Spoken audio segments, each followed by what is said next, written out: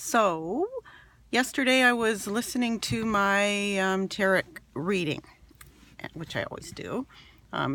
It borders on an obsession that I have now, and I'll talk more about that later. But it has some good points sometimes, and it said to forgive, and that is something that I'm having an issue with because I feel that if I hang on to the unforgiveness and the blame, that I am protecting myself. My anger is protecting myself. I realize this, and my anger is going.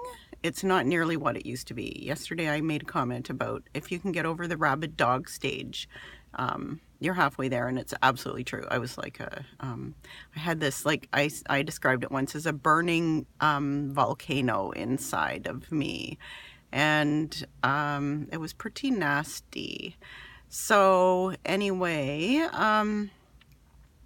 but I have an issue, and I always have, because as we all do, forgiveness sometimes is equated with saying it's okay. Forgiveness is it's okay, where we know that it is not okay and we would never go back to it.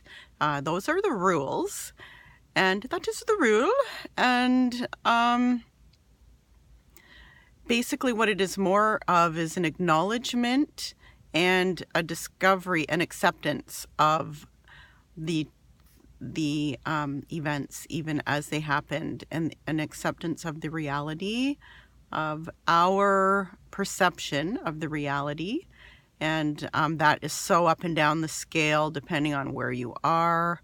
I know that I have gone from 1 to 300 on the same event, on what actually was occurring, and that is of course part of the problem. You're not living in reality, so how in the hell can you make any decisions or have any actual legitimate feelings, right? So, but you need to, for me anyway, forgiveness is the act of accepting and also acknowledging what happened.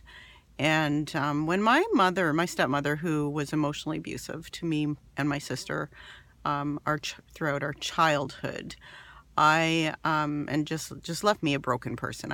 I got out of that house when I was 18, and I was not equipped whatsoever to have the life I should have had, and spent pretty much my entire life just dealing around with abusive people. And of course, lots more to say on that later. But she died, and I opened myself up to messages, and I get them. And her message to me was, I did the best I could with what I had, because she had, of course, been abused. And my father, I'm pretty sure, was a narc. I had never heard of it at the time. But I'm not sure if she was actually a crazy person as a disordered personality, or if she was responding to my dad. But anyway, it doesn't matter that's the moment I forgave her, when I got that message.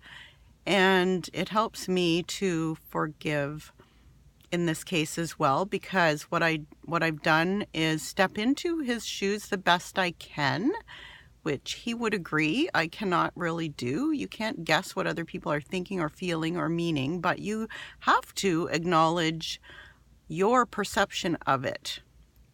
And it makes me see, especially through my experience since, that because I took on some narc traits myself, for sure, theirs are deeper and they don't get out of them. That basically we are what we are. I said to that exactly to him the first time I caught him cheating on me, and I left him. And I said to him before I walked out, I can't help what you are. And those, no truer words were ever spoken, and I should have just stuck with that in the first place and left him then. I would have missed out on a lot, but I also would not have been so damaged. So, and we have to forgive ourselves, and we find out that through all these relationships, it is like an unending circle between them and us and other people, and we're also interchangeable in so many ways, and mirrors in so many ways. And that's another way we need to acknowledge and accept ourselves and our own self-betrayal in all of this. Now I'm on my break on my lunch, so I need to go. I will probably address this some more, but I think that that's something to think about for now.